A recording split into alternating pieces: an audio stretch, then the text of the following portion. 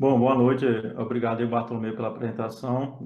Gostaria de agradecer ao convite da pós-graduação, por lembrar do meu nome, e falar um pouquinho da minha história. Eu sou professor do Departamento de Física, fiz graduação na Física, aqui na própria UFPI, tenho um mestrado e doutorado no UFPE, sendo que meu doutorado foi na área de ótica, né? Então, eu já sou professor do departamento, faço parte das pós-graduações de Ciência, Engenharia de Materiais e da Física.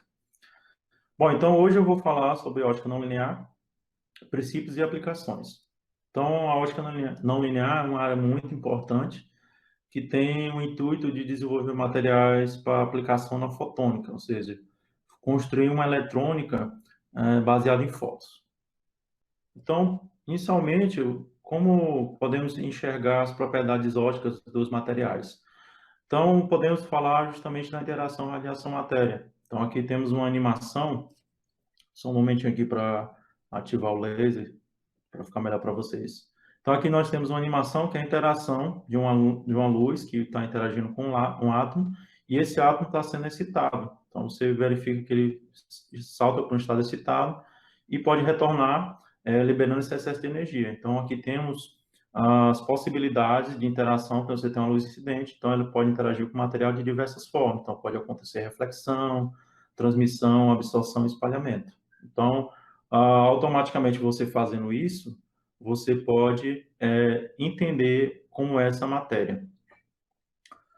Pronto, então, um dos principais objetos de estudos dessa interação radiação-matéria seria o laser, que é uma ferramenta muito importante por ter características peculiares. Então, aqui temos aqui a evolução até chegar no laser. Então, teve um marco aqui que foram justamente os masers, que são micro-ondas.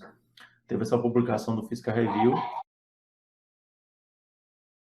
Teve a descoberta, né, do MAME, que foi justamente o primeiro laser de Ruby. Esse primeiro laser de Ruby foi justamente um marco da ótica não linear. Então, aqui, depois, teve o Ali Javan, que inventou o laser de hélio neônio.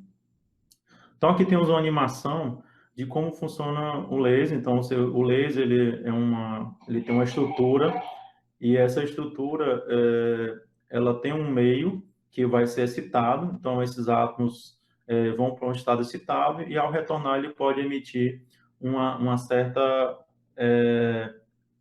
frequência, uma certa radiação, uma frequência bem definida. Então, isso se caracteriza justamente do fato do laser ter características bem peculiares.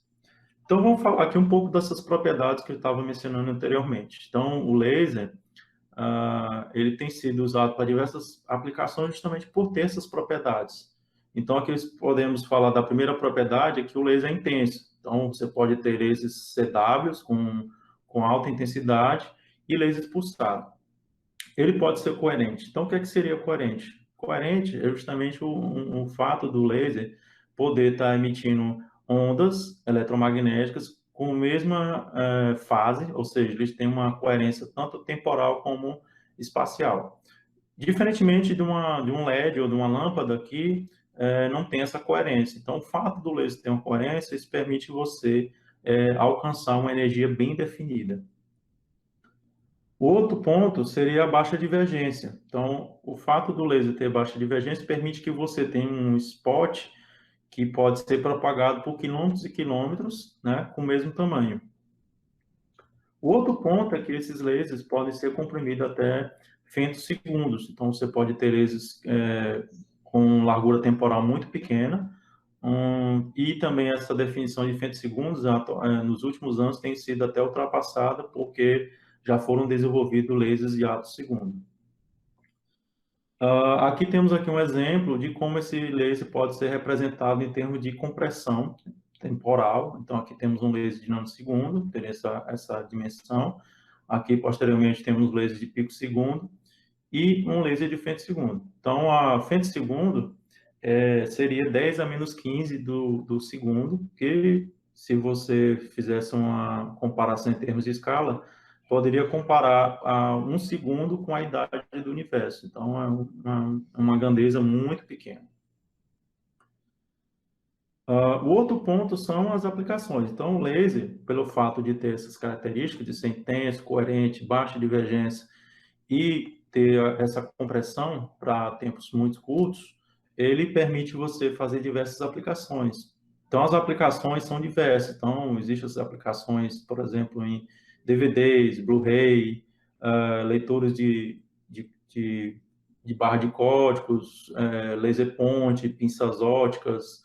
Eles podem ser usados no processamento de materiais, na parte militar e na medicina também, que são aplicações bem importantes. Então, aqui, por exemplo, temos um processo de clareamento de dente, certo? Pode ser usado na holografia e também para microscopia.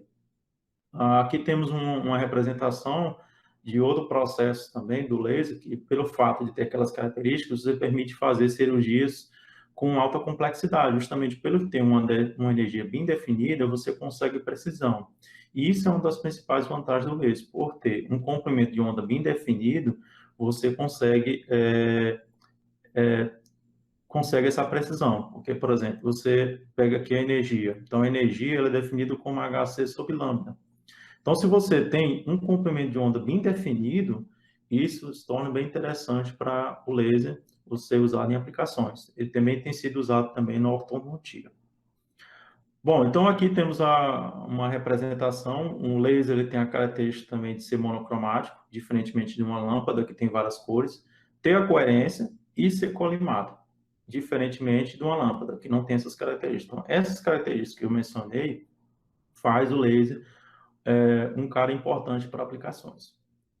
Então, aqui temos a estrutura de um laser. Esse laser ele é construído de um meio de ganho. Esse meio de ganho vai ser excitado, que seria o número 2. Uma vez que você excita ele, ele vai saltar para um estado excitado, ele vai decair e você pode reaproveitar esse processo usando espelho para fazer uma autoalimentação. Então, você vai fazer com que você reaproveite essa liberação de energia com a reflexão aqui nos espelhos, até ter o efeito de laser. Então, aqui tem o laser trabalhando. Então, aqui tem uma figura num laser de pesquisa. E o laser ele tem esse acrônico, que seria o Light Amplification by Stimulation Emission of Radiation, que seria uma radiação de emissão estimulada, né? Seria o acrônico dele. Então, o laser ele tem essa característica de ser coerente espacialmente, emissão estreita, baixa divergência e pode ser focalizado com lentes. Então, torna ele bem peculiar. Aqui temos a representação de um espectro de um laser, caracterizando o fato de ele ser monocromático. Então, aqui está um pouco pequeno, mas aqui teria um laser em 632,8 nanômetros, que seria um laser caracteristicamente de hélio neônio. Aqui tem outra figura aqui de outro laser de laboratório.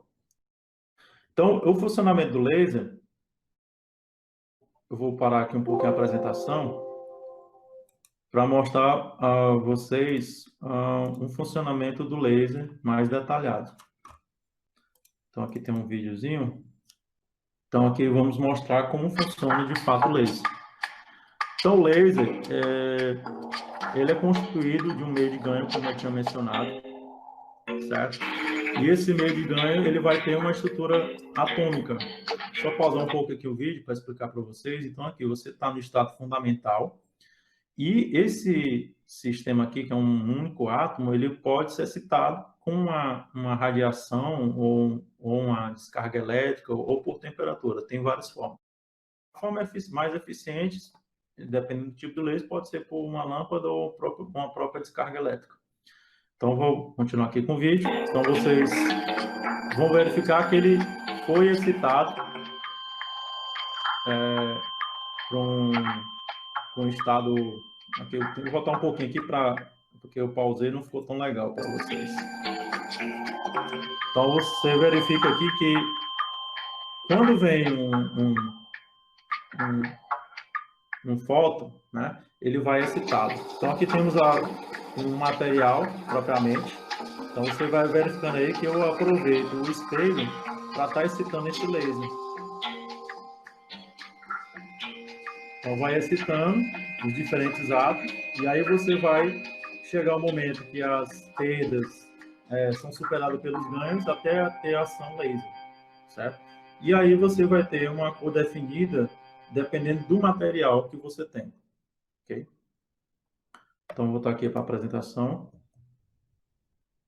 Bom, então, voltando para a apresentação, nós temos aqui um laser de rubi, né, pelo MAME. Você verifica que esse laser ele tem um tamanho da ordem da mão dele, né? Então, esse primeiro laser foi até pequeno e foi um laser muito importante justamente para a ótica não linear.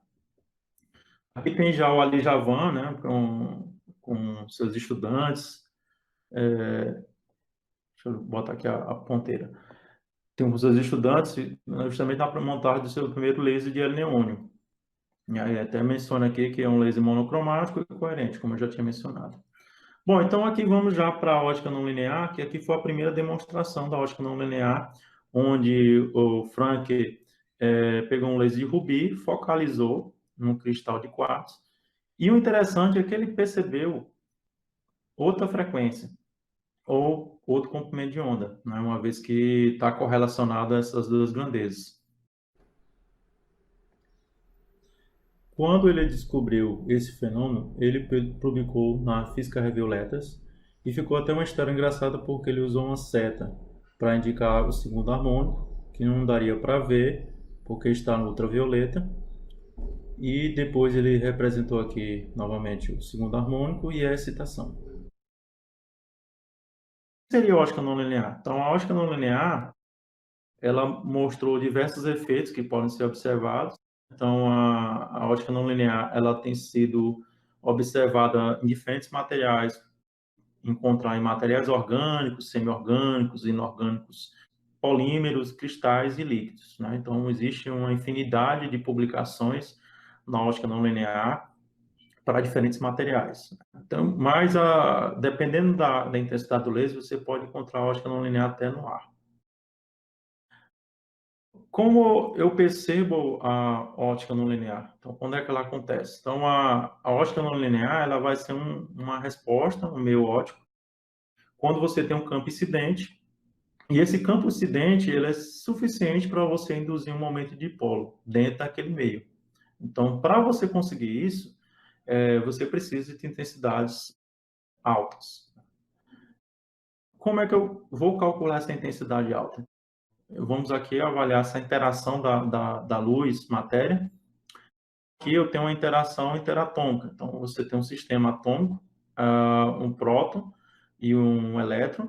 Você vem aqui com uma certa radiação. Então, essa radiação tem que ser suficientemente grande ou da ordem dessa interação interatômica. Então, como é que eu calculo essa interação interatômica?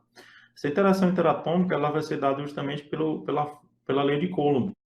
Então, que ela vai funcionar com o inverso do quadrado da distância. Então, aqui você tem um raio de Bohr, faz alguns cálculos, e aqui você tem interação interatômica de um átomo. Então, é um valor típico. Então, vamos fazer essa comparação. Essa energia tem que ser próxima à interação, essa radiação tem que ser próxima à energia interatômica. Então, vamos avaliar aqui um laser CW. Então, um laser CW, considerando aqui esses parâmetros, né, que seria a geometria do feixe, eu posso estar calculando sua intensidade. Então, a intensidade é potência sobre área. Então, aqui eu tenho potência sobre πr, na verdade, o R seria aqui esse W, sobre 2, né? Que aí seria o diâmetro dividido por 2, daria o raio. Então, essa intensidade dessa ordem, eu fazendo alguns cálculos, eu consigo achar o campo. Então, olha aqui, esse campo é 4 vezes 10 a 4. Então, ele não está da ordem dessa interação interatômica. Então, eu não consigo fazer ótica não linear. Apesar que existem pesquisas que você consegue produzir materiais e observar efeitos não lineares. Mas, para você observar facilmente, você precisa de um laser pulsado. Então, um laser pulsado, facilmente você consegue campos da ordem de 10 elevado a 7, que estaria justamente na ordem de 10 a 8. Então, se você tiver uma radiação próxima a essa interação interatômica, com certeza você vai observar fenômenos ópticos não lineares. Então, você tem que obedecer essa condição.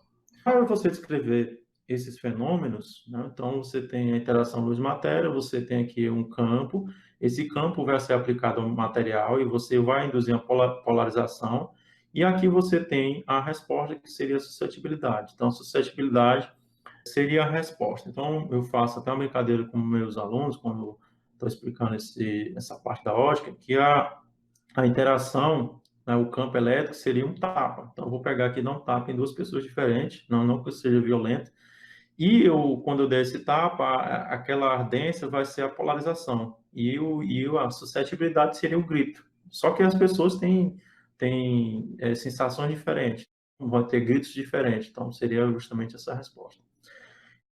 Quando eu tenho essa relação de proporcionalidade, que P proporcional a E, por esse parâmetro, eu tenho justamente a ótica não linear. Por quê? Eu estou no regime que a energia, a minha radiação, é muito menor que a energia interatômica. Mas quando essa radiação é próxima à energia interatômica, eu já vou descrever a polarização por uma expansão do campo elétrico com vários termos. E cada termo disso aqui vai representar uma resposta, e aí eu tenho experimentos específicos para determinar essas respostas. Então, aqui esse primeiro eu já tinha mencionado, que é a ótica linear, que aí eu consigo medir o índice de refração, e a absorção, aquela que você mede lá no UV-Vis. Aqui eu já tenho a geração segundo harmônica. Esse termo, ele não existe para todos os materiais, ele é mais típico para cristais. Então, materiais não centrossimétricos. E a maioria dos materiais que são materiais amorfos, o primeiro termo vai ser o Q3. Então, temos aqui, por exemplo, o efeito de self-focusing, que é o efeito de autofocalização, que pode ser medido pelo Z-scan, pela chave Kerr, ou mistura de 4 ônus. Então, e também você pode ter mais termos. Esse cara aqui, que é o Blumen, ele ganhou o prêmio Nobel em 1981, tem até um livro dele aqui, justamente que ele faz essa descrição do efeito do campo elétrico na matéria, onde você induz uma polarização, certo? Então, existe uma descrição que esse efeito de gerar novas frequências, certo? É justamente porque você vai ter uma variação da polarização. Então, eu não tinha mencionado aqui anteriormente, mas aqui um dos efeitos principais é justamente você conseguir gerar novas cores. Por exemplo, aqui no efeito de geração segundo harmônico, você vem com uma frequência ômega, vai ter aquela variação dp/dt, ou seja, uma variação da polarização temporalmente, e aí você consegue gerar novas frequências. Ou, por exemplo, se você vier com laser aqui, como está aqui uma cor 8, por exemplo, 1064, aí você pode chegar aqui com a cor 532.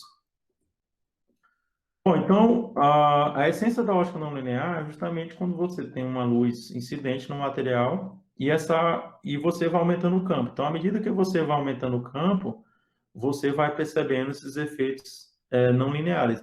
Então, você vai, aqui nesse regime aqui de intensidades baixas, o regime é linear, e quando você vai aumentando a intensidade, você vai para o regime não linear, certo? E aí você automaticamente deve descrever por uma expansão do campo elétrico.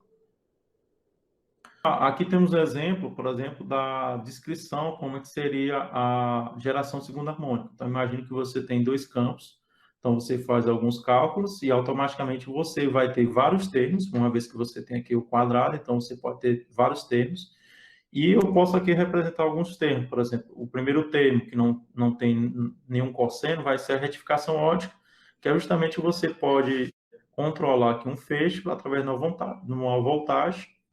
Aqui temos propriamente a geração de segundo harmônico, que aí você entra com a frequência ômega e sai 2 ômegas.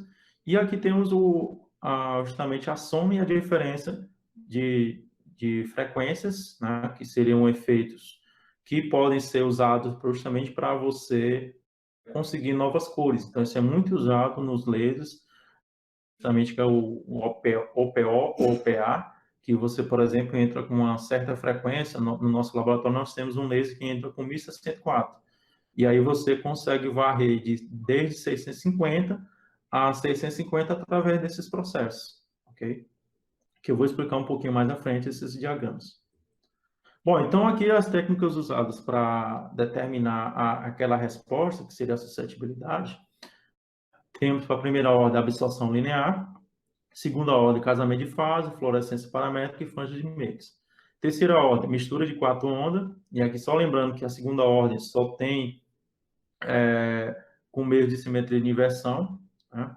A mistura de 4 ondas estaria na terceira ordem, Z-scan, a geração de terceira harmônica e efeito caótico. Né? Então, aqui tem, por exemplo, um livro muito legal, que é o livro do Sutherland, que é o Handbook de ótica não linear, que tem muitos detalhes que eu mencionei. Então, se você quiser aprofundar mais, você pode procurar essa referência. Bom, então, o índice de refração, que é justamente um efeito que você vai olhar, porque quando você tem ótica não linear, o que acontece? Um momentinho aqui que eu apertei aqui errado. Na ótica não linear, sua refração, então esse termo aqui seria o termo linear, e aqui você tem um termo não linear, que é dependente da intensidade. Então, qual o objetivo de fazer ótica não linear e o que é que você busca em termos de pesquisa? Então, você busca produzir materiais que tenham uma resposta muito alta, né? Essa resposta aqui que seria justamente aquela expansão, né? Que você tem aqui Q1, aqui Q2 é 2, Q3 é 3. Você busca respostas altas, mas ao mesmo tempo que essa resposta também seja rápida, ok? Existem diversos fenômenos que podem gerar efeitos não lineares. Temos aqui, por exemplo, os efeitos térmicos. Então, eles produzem respostas bem altas, mas são respostas lentas. E o nosso objetivo sempre é produzir materiais através dessa polarização eletrônica que tem respostas bem rápidas, mas o porém é que essas respostas elas não são tão altas, são 10, da ordem de 10 a menos 16, por exemplo, para a água. Né? Mas com o desenvolvimento de materiais, já existem possibilidades, por exemplo, com nanoestruturas, sistemas bidimensionais, que você consegue alcançar essas respostas maiores, mas mantendo uma velocidade da ordem de 10 a menos 15, que seria o femtosegundo. A polarização eletrônica seria um efeito de tal forma que você vai aplicar um campo e você vai fazer o deslocamento da nuvem, então gerando uma nova polarização. Então, temos aqui a suscetibilidade, ou seja, a resposta de alguns materiais. Por exemplo, você verifica aqui que o CO2 ele tem uma resposta de 1 vezes 10 a menos 12, mas o tempo é 2 picosegundos. Já o vidro, ele é bem menor, que é 2 ordens de grandeza, 10 a menos 14, mas ele é muito rápido. Então, o que eu preciso justamente é produzir materiais que tenham uma resposta alta e rápida. Então, temos aqui aplicações da ótica não linear. Então, como já tinha mencionado, você pode fazer aqueles processos de soma ou diferença para obter diferentes comprimentos de onda. Você pode aplicar na biofotônica, ou seja, aplicar ótica não linear na biologia, principalmente na área de microscopia. Temos também o mecanismo óptico de proteção, de tal forma que você consegue limitar uma certa energia, ou seja, uma certa radiação, e também o sistema de armazenamento, que é justamente aquela fala inicial que eu falei, que é a fotônica. Então, você pretende produzir chaveamento totalmente óptico, de tal forma que, com a variação dessas intensidades, eu consigo dizer sim ou não. E aí eu consigo fazer uma eletrônica, ao invés de fazer uma eletrônica com elétrons, agora eu vou fazer uma eletrônica com fósforo. Aqui temos aqui uma representação que é justamente o sonho, né? de produzir. Então, você ia produzir aqui uma fonte, você teria aqui uma guia de onda, que seriam vidros, e automaticamente poder modular com esses materiais que têm efeitos óticos não lineares, certo? E isso, qual seria a vantagem? Você conseguir uma resposta para processamento de informações bem melhor do que na eletrônica, porque o elétron é um objeto que tem massa e tem velocidade limitada. Já a luz são bósons e que tem a velocidade da luz, que seria 3 vezes 10 a 8. Então, você conseguiria processar a informação bem melhor. Bom, então, a outra aplicação da ótica não linear é justamente poder também fazer a construção de estruturas complexas e com alta precisão. Então, você consegue fazer aqui o que chama a fabricação de dispositivos multifotônicos, porque você vai conseguir, com laser focalizado, produzir essas estruturas com a alta qualidade. Então, você consegue produzir estruturas nanométricas somente usando um laser, né, e efeitos ópticos não lineares. E você, por exemplo, aqui consegue fazer aquele sonho, né, tentar almejar aquele sonho que é produzir fotônica. Então, aqui você pode produzir guias de onda, como o laser pode ser focalizado numa região distinta, você pode fazer tubos aqui e canais de comunicação. Bom, aqui temos outro exemplo também de aplicação, que seria justamente a microscopia. Então, eu posso também usar efeitos ópticos não lineares, que eu tenho um laser, esse laser vai passar por um sistema de controle de potência, e aí tem uns espelhos que são móveis, que seriam um galvanômetro, e automaticamente eu poder fazer aqui, aplicar essa radiação na amostra e gerar uma imagem. Então, temos, por exemplo, a microscopia de 2-foto, microscopia de SHG e microscopia de terceiro harmônico também. Bom, então agora eu vou mencionar uma das principais técnicas que eu trabalhei em doutorado e que tem diversas publicações. Ó, aqui temos, por exemplo, a varredura Z, que ela permite você determinar efeitos não lineares de terceira ordem. Então, para você ter ideia, essa revista foi publicada em 2007. E em 2007, você já tinha mais de 1.322 citações. Então, atualmente, eu acho que já passou de 2.000 citações. Então, o que seria a varredura Z? Então, a varredura Z é uma técnica que consegue medir um termo daqueles que eu apresentei. Basicamente, ela vai medir um índice de refração não linear, como já tinha mencionado, porque você tem aqui o termo linear e tem o termo não linear. Então, você verifica aqui que ele vai depender do campo ou da própria intensidade, bem como a absorção. Então, aqui você tem a absorção linear e tem o termo não linear. A varredura Z é uma técnica bem interessante pelo fato dela ser simples e tem uma sensibilidade bem interessante. Ela vai ser baseada na distorção do feixe, que eu já vou mencionar mais à frente. E aí tem que ter algumas características, porque tem que ser menor que o comprimento Rayleigh, justamente para evitar efeitos de difração.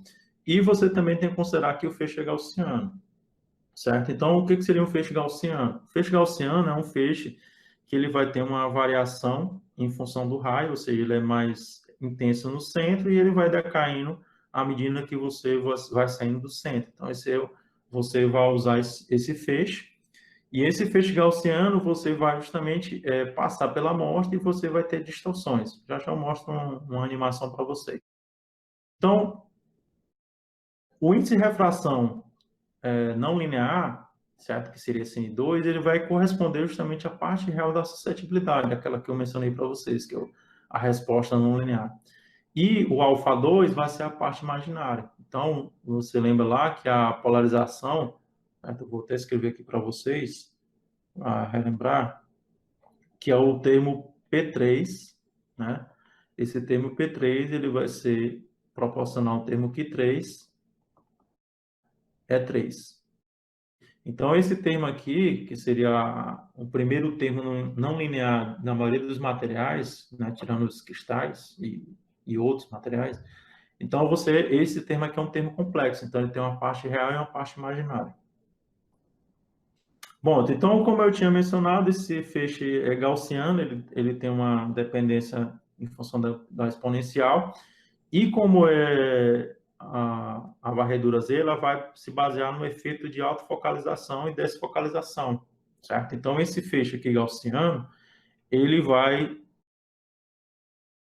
uma vez passando pela amostra, ter uma distorção. Na verdade, essa distorção vai fazer com que ele aumente ou diminui. Então, temos aqui essa representação, que seria justamente a varredura Z, você vai pegar uma amostra e passar por esse feixe, então o feixe está passando pela amostra, na verdade, e ele vai passando por diferentes posições. Só que, como eu já tinha mencionado, à medida que você vai passando aqui a amostra para diferentes posições, você vai chegar no foco. Então, por exemplo, essa região aqui é a região mais intensa. Então, na verdade, o que é que você está fazendo? Você está fazendo uma mudança na variação de intensidade. Por quê? Já tinha mencionado para vocês que a intensidade é potência sobre área. Então, quando você olha esse feixe, você tem aqui um spot maior e aí você vai diminuindo até voltar ao tamanho normal. Então, o que é que você está fazendo? Você está aplicando diferentes intensidades sobre a amostra. E aí, cada vez que você muda de posição, você percebe que tem mudanças nesse feixe, né, que está sendo detectado. Então, aqui temos na primeira posição, segunda posição, terceira posição. E o que acontece? Você vai gerar uma curva, aí essa curva ela vai ter um gráfico de transmitância em função da posição. E essa posição, que seria o vale e o pico, ela vai justamente corresponder ao índice de refração. Então, existe um modelo para comprovar. Então, aqui temos a varredura Z. A varredura Z ela pode ter tanto essa curva, como essa curva pontilhada, dependendo do índice de refração do material. Então, como eu tinha mencionado, então você vai determinar esse delta pico vale, ou seja, o vale, né? Então você vai pegar essa distância aqui e o pico. E uma vez que você determina esse delta pico vale, você consegue determinar a variação de fase, certo? Então, o que é que está acontecendo com o material? Você vem aqui com a radiação, certo? Um campo elétrico. Esse campo elétrico ele pode ser representado por uma fase, certo? E quando ele passa pelo material, vai acontecer diferentes fenômenos. Nós estamos falando da ótica não linear. E aí o que acontece? Quando ele passa, ele vai ter lá uma saída, sendo que essa saída vai ser justamente uma variação de fase. Então, essa variação de fase vai coletar informações sobre o material, certo? Porque houve modificações. Então, ele é o meio que fofoqueiro, né, da situação. Então, se você consegue determinar essa variação de fase, né, porque você determinou o pico-vale, você consegue determinar o índice de refração. Então, o índice de refração ele está relacionado à variação de fase e a variação de fase está relacionada ao delta pico-vale. Então, essa curva de transmitância, existe um modelo, que é o primeiro modelo de Chico Bahai, mas existe vários métodos matemáticos para representar. Então, com essa equação aqui, você consegue ajustar a curva e automaticamente determinar esse parâmetro que a gente está interessado, que é a variação de fase, que está relacionado justamente ao delta pico vale. Então, eu vou colocar aqui um vídeo para vocês, para ficar um pouco mais didático em relação a essa explicação. Então, aqui eu vou mostrar o Z-Scan funcionando. Então, esse Z-Scan,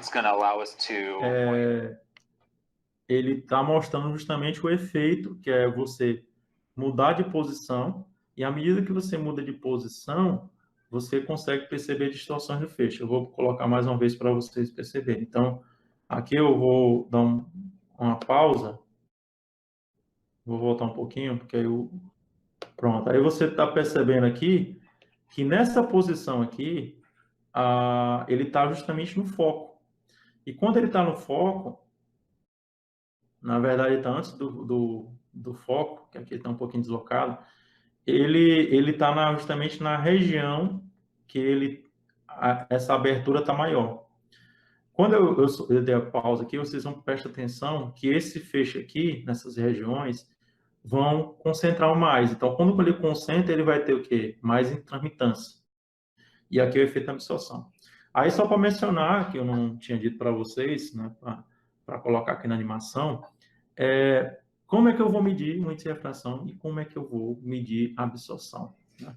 Então, a absorção da luz é basicamente você coletar a luz toda. Então, eu vou colocar o que chama fenda aberta. E como é que eu vou medir essa variação do índice de refração? Eu vou conseguir medir essa variação do índice de refração justamente coletando somente uma parte do feixe, justamente para observar essas variações, certo? E aí, como eu estou coletando somente o centro, eu chamo de fenda fechada. Então, vou colocar a animação novamente para vocês. Então, você verifica aí que é o feixe, né? Ele vai sofrendo distorções, justamente por causa desses efeitos não lineares. Aqui eu vou colocar outro vídeo para vocês. Só um momentinho, vou voltar aqui.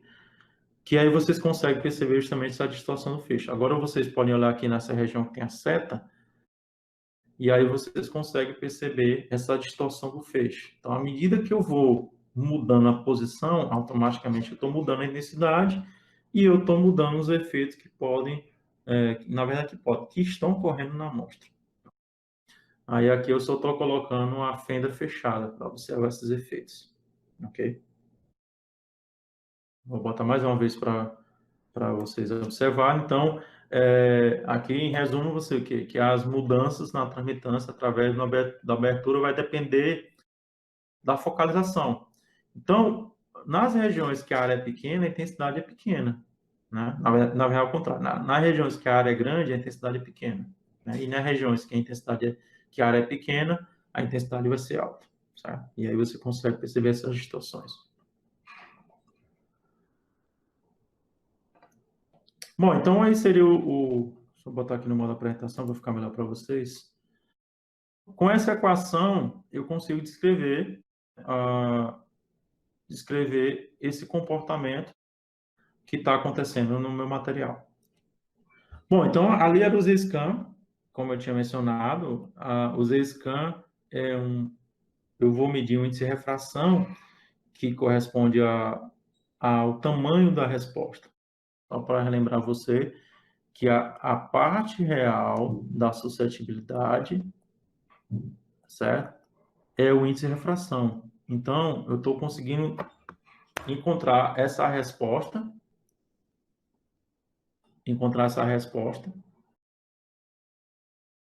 vou dizer se ela é grande ou pequena. Então, o meu objetivo é obter materiais que essa resposta é grande. Uma outra técnica é o chaveamento Kerr. Então, foi uma técnica que eu trabalhei em doutorado, uma técnica, em resumo, que seria o quê? Uma medida de pump probe, ou seja, tem uma feixe e uma prova, que aí eu vou pegar um laser, esse laser ele vai ser separado, em um dos ramos eu vou botar uma linha de atraso. E aí, como eu tenho uma linha de atraso, certo? Ele vai passar aqui na amostra, e aqui eu tenho uma diferença entre esses polarizadores, eles estão cruzados. Então, eu não tenho nada aqui no meu detector. Então, eu vou fazendo aqui uma linha de atraso. Então, quando eu faço essa linha de atraso, eu vou mudando aqui a diferença temporal, e aí eu tenho mudanças na birrefringência material. E por incrível que pareça, quando você coloca lá o efeito, né, vai aparecer aqui um feixe no meio, justamente por causa do efeito não linear.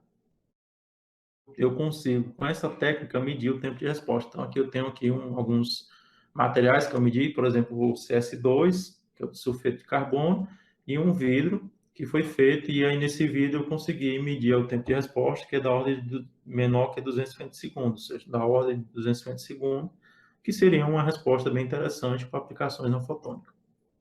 Bom, então aqui tem a montagem experimental, né, que foi feita lá no meu doutorado.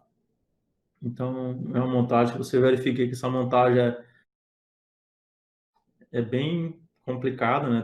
Tem outro laboratório que até de um amigo meu que ele começou a começou a iniciação dele, e assim que ele foi convidado, o professor disse assim: ó, espera um pouquinho, eu vou na minha sala. Aí ele chegou, olhou, rapaz, essa mesa está muito bagunçada, eu vou dar uma ajeitada. Na hora que ia tocar nos espelhos, aí o professor chegou: não, pelo amor de Deus, não faça isso não, porque isso aí já tem 10 anos, esse experimento, e aí você vai danificar. Então tem que ter cuidado aí na hora de chegar no laboratório sem ir mexer nas coisas dos outros, né? Tem que pedir permissão, viu? Esse é um aviso aí para os alunos. Bom, então aqui eu vou, depois dessa conversa, mostrar alguns resultados do meu doutorado. Então, teve alguns trabalhos, por exemplo, eu consegui desenvolver um trabalho estudando essa família de vírus, sendo que foi feita uma mudança desses óxidos, justamente pensando naquela situação. Como é que eu consigo aumentar a minha resposta, meu índice de refração? Então, foi feita algumas caracterizações e foi feito medidas em diferentes regimes. Então, esse regime aqui em 1064 foi feito em colaboração com esse grupo aqui da França, né? Que é do Bodebs, né? E eu fiz em Recife esse regime em 899. Então, em resumo, foi justamente obter esses valores. Então, obtive esses índices de refração que, comparado com a literatura, tanto para esse regime quanto esse outro regime, tinha um valor interessante. E outro detalhe desses vídeos é que ele não tinha absorção. Então, a absorção era muito pequena, que isso é interessante, porque se ele absorve, ele acaba não tendo a passagem daquela informação. Então, existe também essa briga. Bom, outro trabalho foi estudar essa família de vírus, telureto, né? Isso eu acho que foi publicado na Journal Apply Physics. Também estudei filmes, esses filmes contendo nanopartículas, né? E as nanopartículas, elas são bem interessantes porque tem os efeitos de ressonância de plasma. Nesse estudo aqui, comparamos, por exemplo, os filmes, né, já publicados na literatura, e o nosso filme dopado com nanopartícula. Então, comparando com alguns trabalhos, nossa resposta ela foi bem interessante comparado com outros filmes. Por exemplo, aqui era que o CT da ordem de 10 a menos 12. Só que, por exemplo, nesse regime aqui é difícil você obter essa resposta, porque, por exemplo, aqui tem pico segundo, mas aqui eu estou em femto. Então, é uma resposta boa, porque eu estou uma resposta rápida e também, na verdade, não é resposta rápida, que é a duração do pulso, né? Então, aqui são regimes diferentes. Bom, então agora eu vou falar um pouco da ótica não linear na UFP, né? Então, são algumas coisas que estou desenvolvendo. Realmente, como eu tinha mencionado, depois que eu cheguei na UFP, eu acabei trabalhando com outras coisas, com espectroscopia, pelo fato de não ter o laser. Então, né, para fazer ótica não linear, tem esse problema, porque eu preciso do laser. E nós aprovamos um projeto e o laser foi... a sua instalação foi feita em 2019. Né? Na verdade, chegou um pouco antes, mas tivemos alguns problemas. Bom, então, como eu estava falando, esse laser já foi instalado, então já fizemos alguns trabalhos, né? Esses trabalhos estão em desenvolvimento e espero que em breve já saia essas publicações. Então, eu vou falar aqui do primeiro aluno que eu tive, que foi o Adriel, que ele desenvolveu uma técnica chamada lente térmica. Então, essa foi a primeira trabalho desenvolvido no laboratório, porque foi utilizado poucas peças que já tinham, eu tinha algumas coisas do doutorado, então eu usei um laser de prova e um laser de excitação com algumas lentes de espelho. Então, como é que funciona essa técnica? Essa técnica, ela foi descoberta por Sérgio Porto, né, e Rogério, por acaso. Então, eles estavam trabalhando no laser e conseguiram perceber algumas situações na transmitância, certo? E acabaram desenvolvendo essa técnica chamada lente térmica. Então, o que é que você pode obter com a lente térmica? Você consegue determinar a difusividade térmica, coeficiente de absorção, o índice de refração térmico, né, que é o DNDT, e a eficiência quântica. Eu acho que é uma das principais medidas da lente térmica. Né? Então, você pode estudar diversos materiais, nanopartículas metálicas, vidros, cristais, polímeros e componentes orgânicos, certo? Então, a lente térmica, ela é um pouco parecida com o Z-Scan, só que você vai deixar a amostra estática, então você usa também um feixe gaussiano, que tem esse comportamento, certo? E aí o que acontece? Eu vou pegar um feixe de excitação, esse feixe de excitação, ele está bem mais focalizado, justamente para você ter mais energia e aquecer a amostra. E aí eu venho com outro feixe para poder observar esse efeito de aquecimento. Então eu consigo um aquecimento da ordem de 0,2 Kelvin, né, de 0,2 a 0,3 Kelvin, e eu consigo perceber essa medida, certo? Então aí eu tenho uma modelagem desse efeito, então essa modelagem vai descrever justamente essa intensidade, porque ela vai decaindo com o tempo, e aí, dependendo do material, ele vai ter esses dois comportamentos. Consigo determinar a difusão de calor. Então, a nossa primeira montagem experimental foi justamente quando eu consegui, eu participei de um congresso, eu comprei um laser de R$ 50. Então, eu fui montado aqui com esse laser aqui, um laser point mesmo, de fato, um laser point, um pouquinho mais potente, e um laser de prova. Então, eu uso esse laser de excitação que está no 532, então ele vai ter um comprimento de onda um pouco menor, então automaticamente uma energia maior.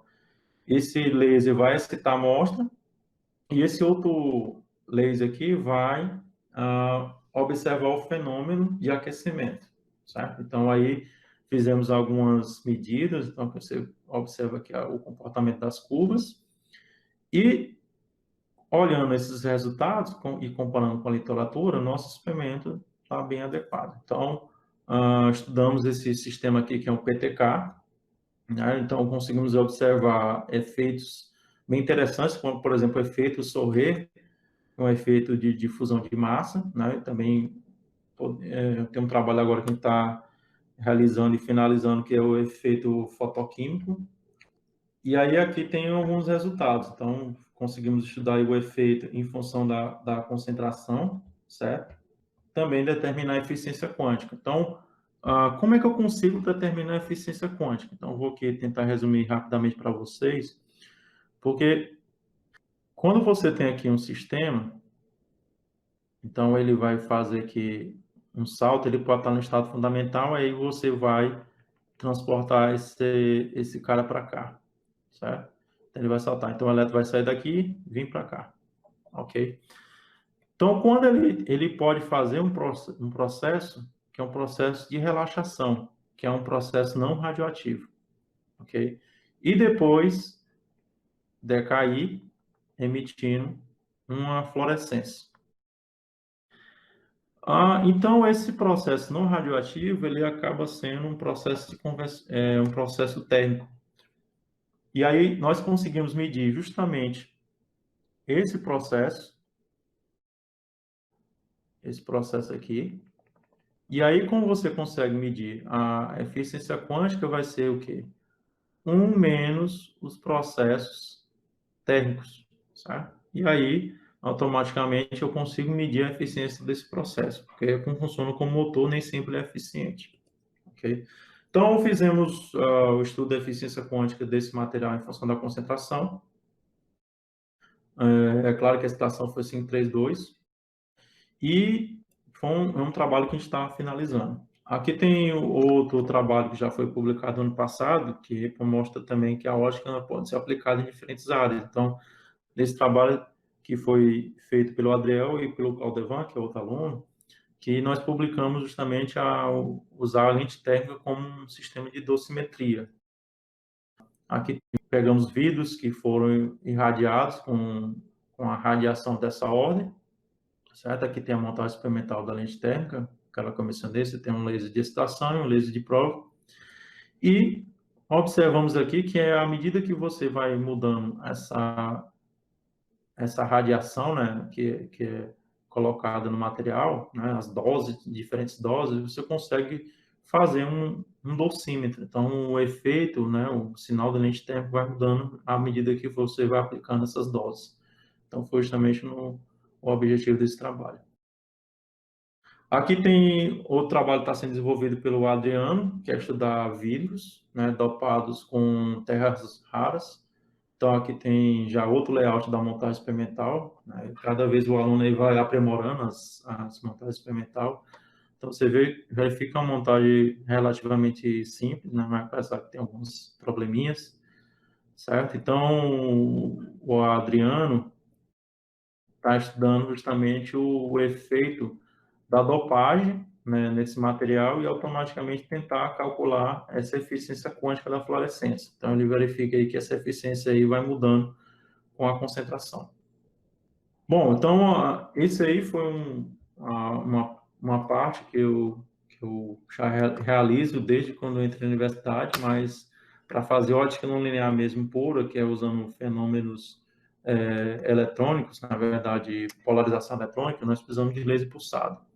Então, adquirimos um laser justamente que tem lasers de femtosegundo. Então, o que seria o femtosegundo? É que é um laser que é muito curto.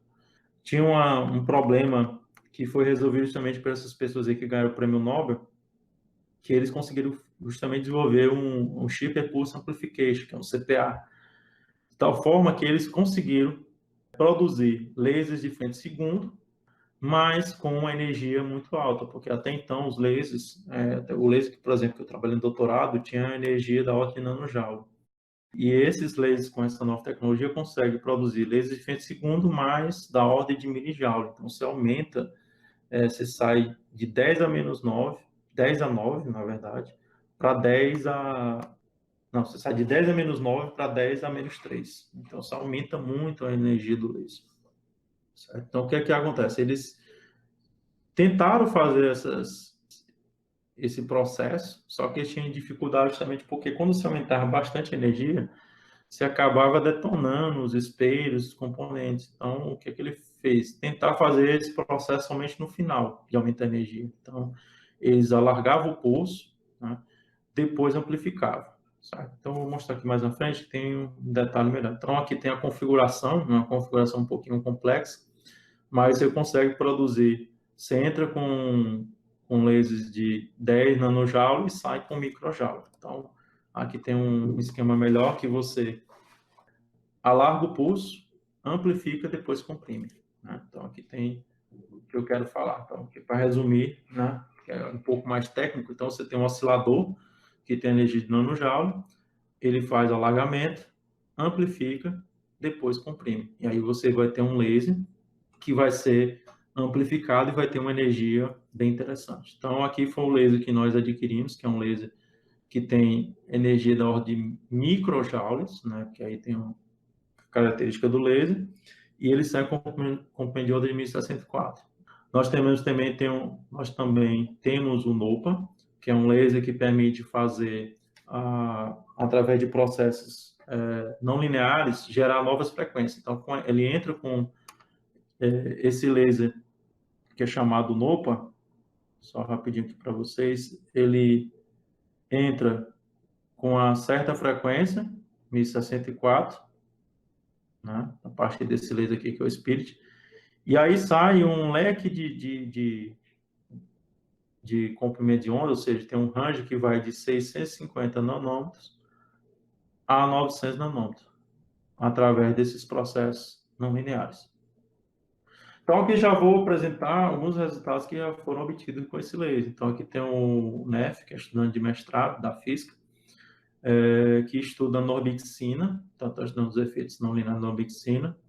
Então, aqui só para relembrar um pouquinho, já que eu já falei tanta coisa aqui, como é que é o Z-Scan. Então, só para lembrar vocês, Z-Scan, aqui já é uma animação, você vai varrer a amostra, à medida que você varre a amostra, você está mudando a intensidade. Então, você verifica aqui, nessa região, o feixe está mais aberto. Então, a transmitância é menor. Aí você vai passando até chegar nesse ponto, onde a transmitância é máxima, porque você concentrou o feixe. E aí você vai fazendo a varredura. Automaticamente também você pode mudar de sinal. Então, o feixe ele pode também mudar o sinal, porque o material tem índice de refração negativo. Então, pode ter índice de refração negativo ou positivo. Também você pode olhar a fenda aberta. Aqui é a fenda aberta, fenda fechada, e aqui é a fenda aberta. Na fenda fechada, eu vou medir o quê? O índice de refração. Fenda fechada, a absorção. Só que aqui não tem nenhum efeito, então eu preciso ter um beta diferente de zero para ter o efeito não linear. O NEF estudou norbixina, né, que seria a lei do urucum, então foi feita a extração por esse processo aí de evaporação, saponificação, e ele consegue obter a estrutura de norbixina. Então, a norbixina ela é um sistema de cadeias poliméricas, de tal forma que você vai fazer aqui, você tem a deslocalização dessa ligação, porque tem simples e duplos, e aí você consegue, nessas estruturas orgânicas, obter efeitos não lineares. Aqui tem o VVIS, né? Então foi feito o estudo por fenda aberta, né? E aí automaticamente buscando qual seriam os efeitos que estariam relacionados à norbixina. Então fizemos o estudo em função da potência para avaliar esses efeitos. Aqui tem, em resumo, o principal efeito desse material, que é justamente que ele é um limitador óptico. Então, à medida que você vai aumentando a intensidade, a sua transmitância cai bastante. Então, isso também tem aplicações nesse sentido. Outra coisa foi justamente ele olhar o comportamento em função da intensidade, que aí você consegue definir o processo. Então, o processo lá seria a absorção de 2 fótons, né? Então, aí tem os cálculos dos parâmetros. Então, foi feita uma comparação com a literatura. Então, a norbexina em acetona, ela é um material que está da ordem de outros materiais da literatura. Não tem nenhuma medida parecida, porque o nosso comprimento de onda ainda é bem peculiar, um laser bem novo. Então, foi feito alguns resultados, né? E aí depois avaliamos a parte da refração. Então, aqui foi gerada essas diferentes curvas, e aí foi feito uma comparação com a literatura, com os trabalhos, né? Então, pelo tempo eu vou pular um pouquinho, mas o detalhe é o seguinte, é que tem esse trabalho aqui que foi um modelo teórico, onde você verifica justamente uma competição entre os efeitos de terceira ordem e quinta ordem, e você consegue esses efeitos. Então, comparando aqui com o teórico e experimental, né, tem uma correlação muito boa. Então, tem sido um resultado bem interessante para nós. Bom, então aí foi feito o estudo aí por diferentes potências, né, desse sistema. Aí, por exemplo, aí tem os resultados para diferentes potências e aí foi calculado o índice de refração de quarta ordem. Então, aí tem competições, tem o índice de refração, é o N2 e N4, que é justamente o Q3 e o Q5. Aí foi comparado com a literatura, e aí tem alguns resultados aqui para mencionar. Então, qualquer coisa, eu depois apresento somente sobre esse trabalho, que está em finalização. Bom, temos aqui a Sara, que é aluna de mestrado em materiais. Ela está estudando em estruturas metálicas, então ela está estudando o sistema ouro-prata, prata-ouro, que são sistemas bimetálicos. Ela também fez o mesmo esquema que o NEF, fazer o N2, né, a transmitância, e estudar também a absorção. Então, o interessante do trabalho dela é que ela consegue sair de uma absorção reversa, saturada, para uma absorção multifotônica, né? Aqui tem o Claudio Evan, que está estudando também nanopartículas metálicas, só que a diferença do trabalho da Sara, que ele está estudando cubos, e o dela são partículas esféricas. Então, ele vai colocando um pouco de prata, e à medida ouro, desculpa, e à medida que ele vai colocando ouro, ele vai observando mudanças na estrutura, e automaticamente você vai mudando a banda de ressonância de plasma, ok? Então, ele tem aí resultados, aqui, várias curvas, não vou passar aqui, mas colocar em resumo aqui, o que acontece. Nesse trabalho dele aqui, ele consegue obter índice de refração negativo. Então, aqui ele está com o índice de refração da água, então, à medida que ele vai colocando as nanopartículas, você consegue valores negativos para o índice de refração do material.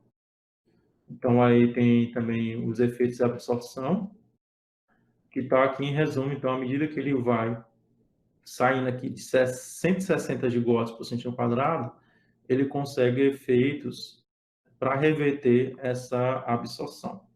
Okay? Tem o último trabalho aqui, o trabalho do Tiago, que é um trabalho que envolve a microscopia de segundo harmônico, né? Geração de segundo harmônico. E nesse trabalho ele fez o estudo do fotoenvelhecimento de tecidos da pele. Para resumir aqui, existe a espectroscopia linear, né, que vai envolver efeitos lineares. Então, você pode listar aqui espalhamento Rayleigh, fluorescência, espalhamento Raman, inelástico e o espalhamento Raman anti-Stokes. Então, o que é característica desse sistema? Que esse sistema você acaba tendo perdas de energia. É claro que o processo de espalhamento Rayleigh é um espalhamento elástico, né? Mas são espectroscopias lineares, né? E nós temos as espectroscopias não lineares, né? E dessas espectroscopias não lineares você tem eventos elásticos e inelásticos. Então, os eventos elásticos são justamente aqueles que têm conservação de energia, que seria esse, o Raman e o hiperrama, né? Aí aqui, por exemplo, a absorção dos fótons, você pode ter aqui umas transições não radiativas que você acaba não tendo perda de energia. Nesse trabalho do Tiago, ele faz o estudo da interação dos tecidos, como eu tinha mencionado. Você pode aplicar na biofotônica, ok?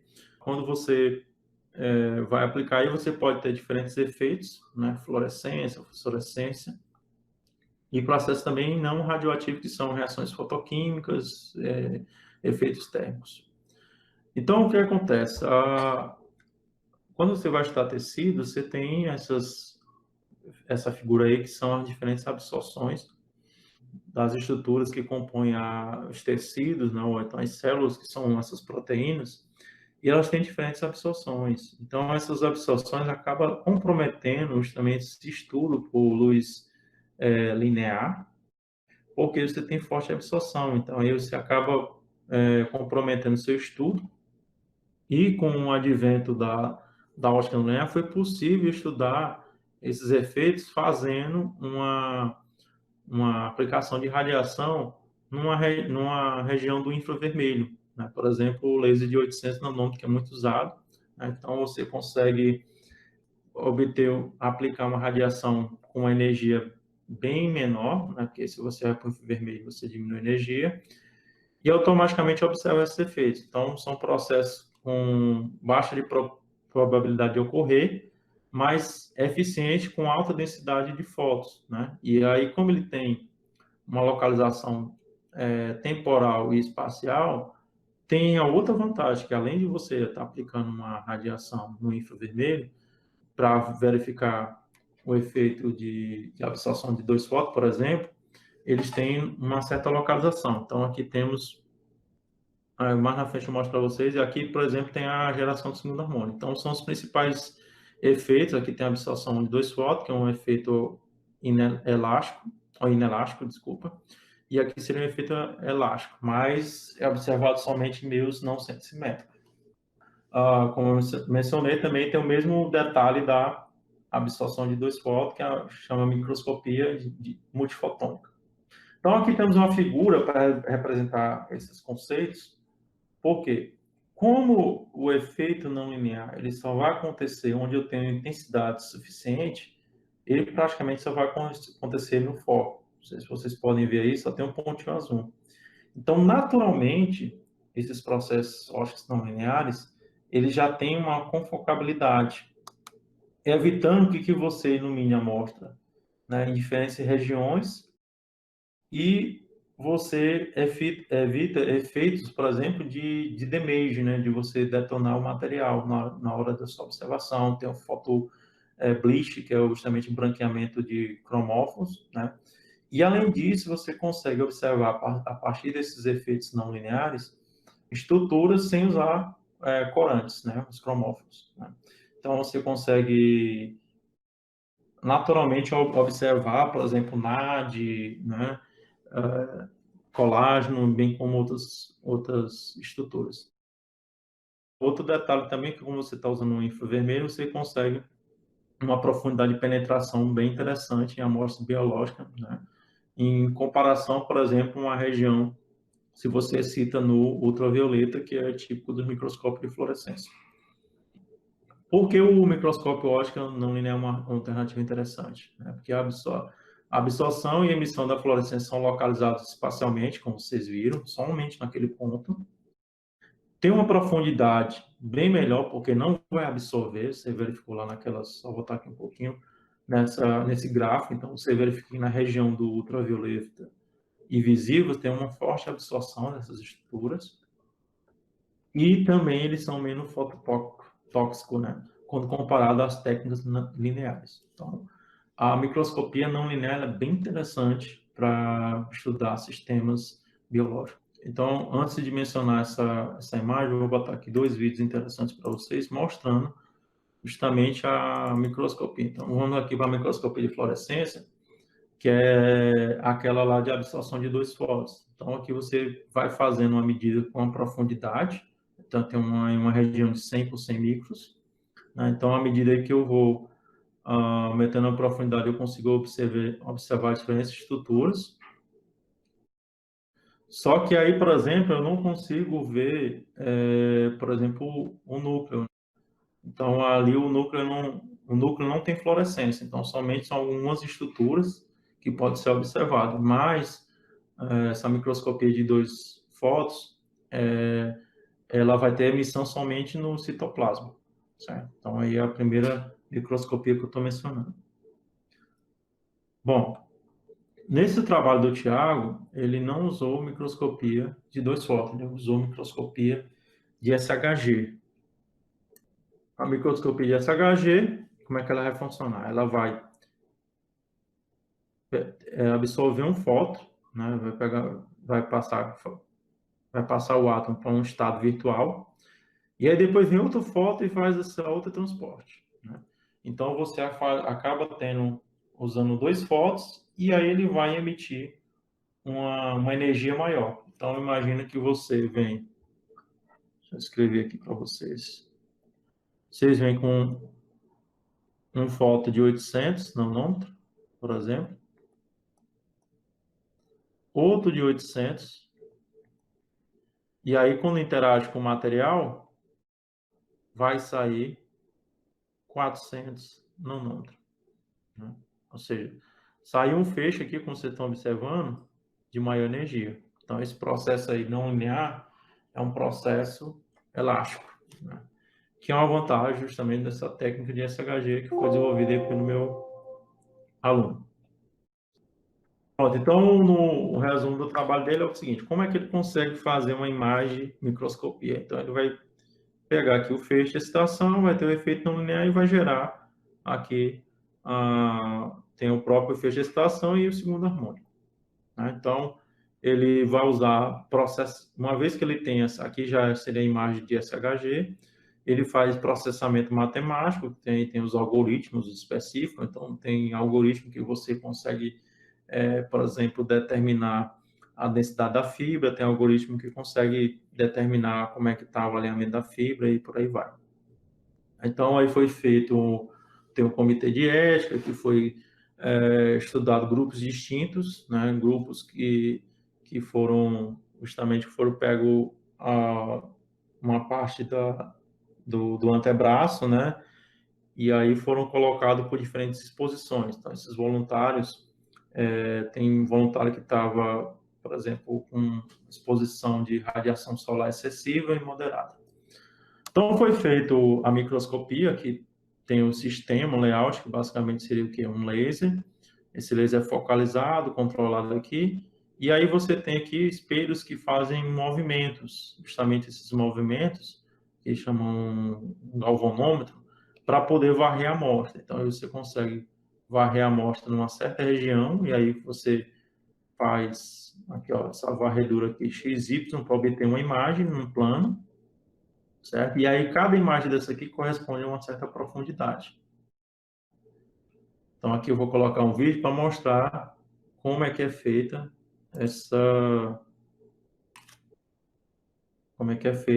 processo. Então a microscopia de SHG, então você vai mudando aí a profundidade e aí você vai observando aí como é que está distribuído o colágeno, certo? E aí você consegue observar naturalmente, porque o colágeno ele tem aquela característica de observar sinal SHG, certo? Aí você está verificando aí a medida para diferentes profundidades. Vou voltar aqui para a apresentação. Bom, então o resultado foi justamente avaliar regiões de interesse. Então, assim, para fazer o processamento aí, você acaba tomando certas regiões para poder fazer o estudo e comparar, né, os diferentes grupos, e aí poder fazer uma avaliação. Aí tem por exemplo, regiões fotoexpostas, e aí você vai analisando a densidade do colágeno. Você pode olhar também alinhamento, comprimento da fibra, largura, então diversos parâmetros que você pode estar investigando. Então, esse seria o resumo aí do trabalho do Tiago, né? Então, eu agradeço novamente o convite e obrigado a todos aí por estar esperando esse momento aí, depois de mais de uma hora de apresentação, né? Então, agradeço aí a todos aí, obrigado.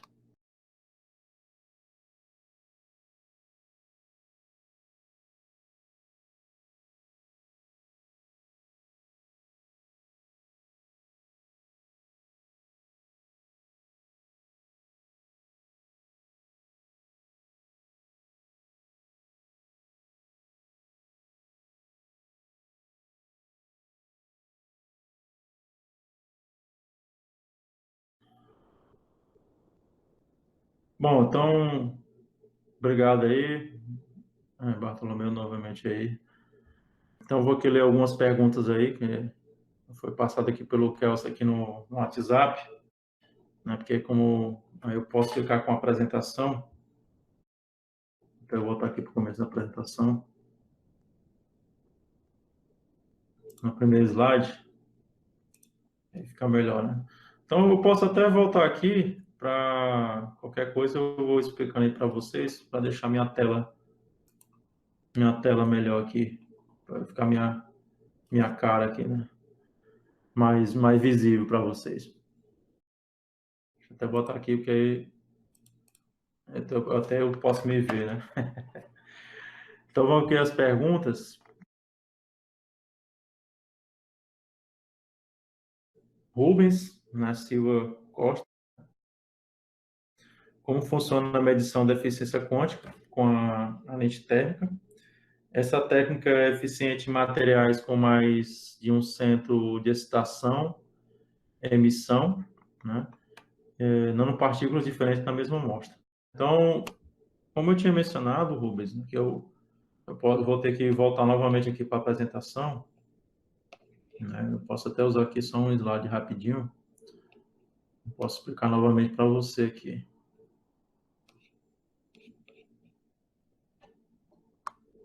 Vocês estão vendo minha tela aí? Tá, Kelso? Tá vendo minha tela aí?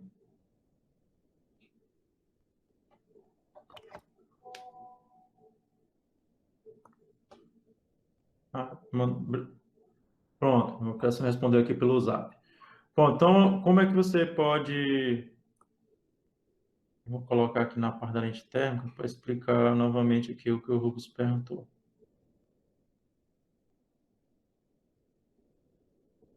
Pronto, aqui. Então, como eu tinha mencionado, Rubens, aqui, como é que você pode medir a eficiência quântica? Então, justamente, você está calculando aqui o termo de eficiência quântica, que é esse termo aqui, só que eu consigo medir justamente a contribuição térmica. Então, a eficiência quântica, como eu tinha mencionado, você vai ter aqui as transições, então você vai saltar aqui para um determinado estado, você vai ter uma transição não radioativa, ou seja, não vai emitir luz, e aí depois você vai ter a transição radioativa, você vai emitir esse fóton. Como esses processos, eles não são 100%. Então, você tem, muitas vezes, não acontece essa luminescência, né? E aí você vai acabar tendo conversões térmicas. E eu consigo medir, pela técnica, essa contribuição térmica, faça aqui um menos essa contribuição térmica e eu consigo determinar a eficiência quântica, né? Pronto, aí ele falou assim, essa técnica é eficiente em materiais com mais de um centro de emissão de excitação. Sim, porque aí eu estou usando um laser, né? Nesse trabalho específico eu usei o laser de 532 nanômetros, então assim, para cada laser vai ter um comportamento diferente. Mas só que aí, por exemplo, eu consigo determinar a eficiência quântica independente do comprimento de onda, certo? Ok? Então, eu espero ter respondido a sua pergunta.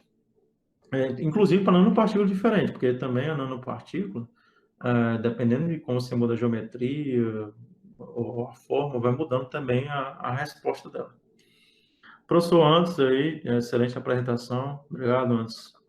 Como podemos aplicar o estudo da técnica para avaliar o crosslink de hidrogénios? Então, o crosslink, né, que você define como uma polimerização, né, ou retificação, no processo de formação do polímero, isso é possível também porque, como você vai fazer um evento, você consegue, com laser, acompanhar fenômenos, né, e eventos de maneira bem precisa.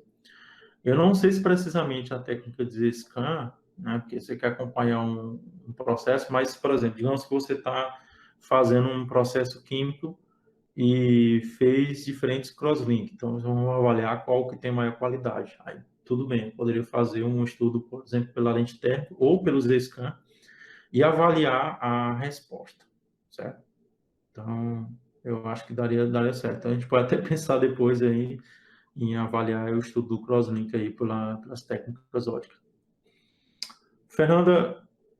A Fernanda Roberta Marciano, né? A professora Fernanda, né? Muito boa apresentação. Poderia fazer uma correlação de espessura de filmes finos de diamante e distribuição de diferentes nanopartículas utilizando essa técnica? Sim, sim, professora. A Fernanda, né, minha colega, né? Sim, Fernanda. Sim, você poderia sim, porque no caso da espessura, o, por exemplo, o próprio Z-scan, né, ele depende de vários parâmetros. Então, se você muda o tamanho da amostra, certo? A espessura da amostra vai mudar, porque aí você tem uma concentração maior de materiais, né? Se você fizer uma distribuição, por exemplo, se você muda o tamanho da nanopartícula, mesmo que seja de diamante, vai mudar também a resposta, porque ele é muito dependente. Então, assim, porque quando você, por exemplo, aqui é uma outra estrutura, mas aqui tem uma absorção. Então, à medida que se você mudar a absorção linear do material, muda também, certo? Poderíamos comparar com a técnica de perfilometria ótica, EFM. No caso, você está falando de técnicas distintas, porque no caso da perfilometria ele vai fazer um risco, ele consegue medir efeitos de luz, a espessura do filme, e o FM ele basicamente vai ter uma ponteira nanométrica, né? Essa ponteira aqui nanométrica que é uma ponteirazinha nanométrica, e aí ele vai através, vai chegar muito perto dessa ponteira nanométrica. E quando ela se aproxima, pode fazer diferentes por contato, não contato, semicontato, e aí consegue medir a topologia do material através de forças de interação. Então, são técnicas que têm essa correlação, mas aí a perfilometria ótica, ela consegue, vai estudar através do espalhamento da luz. Então, existe até equipamento para fazer isso, não é uma coisa tão trivial. Então, a vantagem que você está perguntando, eu acho que cada técnica tem sua peculiaridade. Então, assim, eu acho que para medir espessura de filme, o FM, se a pessoa consegue trabalhar bem, acaba se tornando uma técnica interessante. Mas, em termos mais práticos, se você não domina bem, eu acho que a perfilometria ótica é mais prática, né? E dá uma precisão até razoável. Pronto, professor Edivane. Eroni, você tinha falado em combinar a ótica não linear com SAS por meio do depósito de uma estrutura de superfície da amostra. Você poderia comentar brevemente isso, se isso poderia ser feito com materiais poliméricos, tais como nanofibras eratafiadas, recobertas com nanopartículas de prata?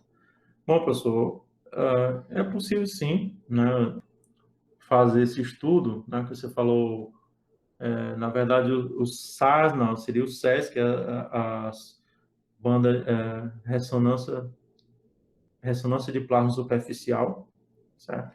E quando você coloca a nanopartícula de prata, então vou colocar aqui, a nanopartícula de prata, elas têm uma banda de absorção da ordem de 400 nanômetros, certo?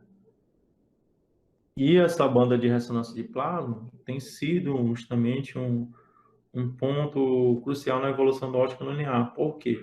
Essas bandas de ressonância linear, ela acaba incrementando a resposta ótica dos materiais, justamente por causa desse efeito de ressonância.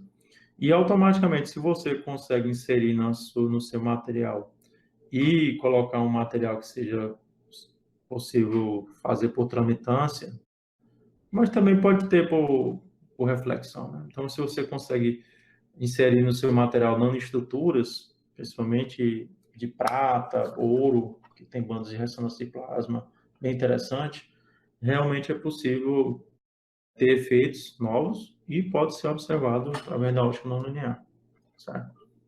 Então, o depósito de nanoestruturas tem sido muito usado, tanto que um dos trabalhos que eu mencionei foi justamente pegar, vi filmes que foram feitos com a inserção de nanopartículas, né, de óxido de cobre.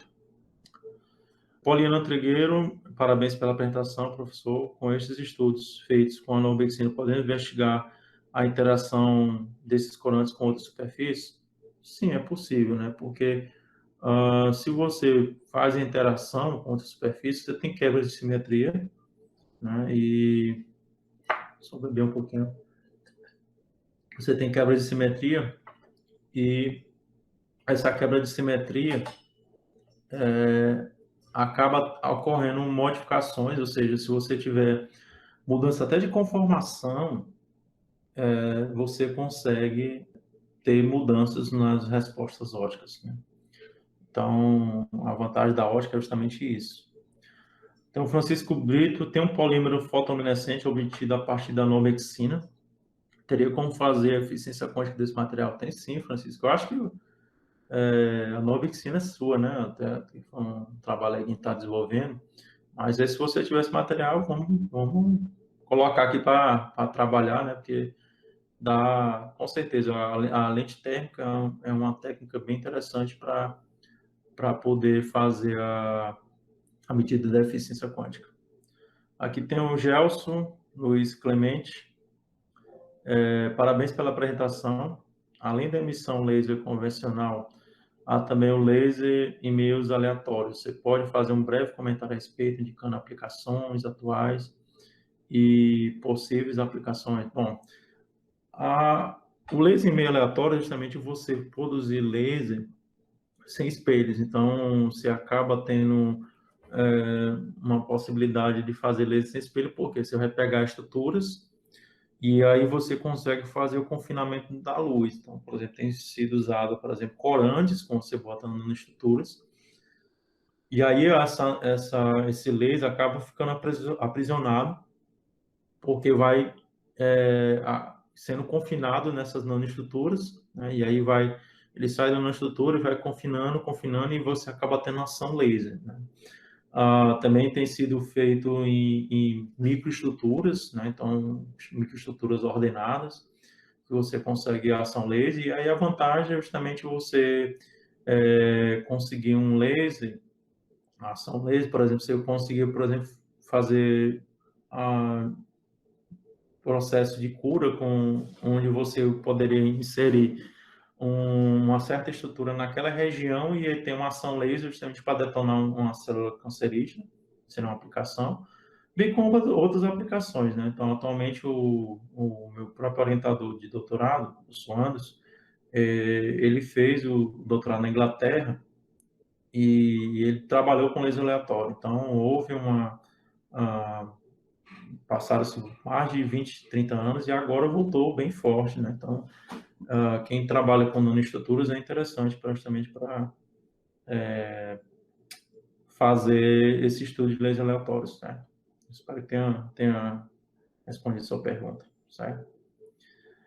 Bom, então, acho que já terminou as perguntas, então vou agradecer novamente aí a pós-graduação pelo convite, né, em nome do professor Bartolomeu e co-coordenador, né, e agradecer a todos aí pela presença, né, apareceu muita gente aí, é, e também o Kelsey aí por estar dando esse suporte aí. Então, aí qualquer coisa, vocês podem me procurar, né, tenho meu e-mail aí, eroni@ufpi.edu.br, e estou aberto a colaborações, né? Quem quiser conversar novamente aí, tirar alguma dúvida, eu estou aberto aí à discussão e também novas colaborações, certo?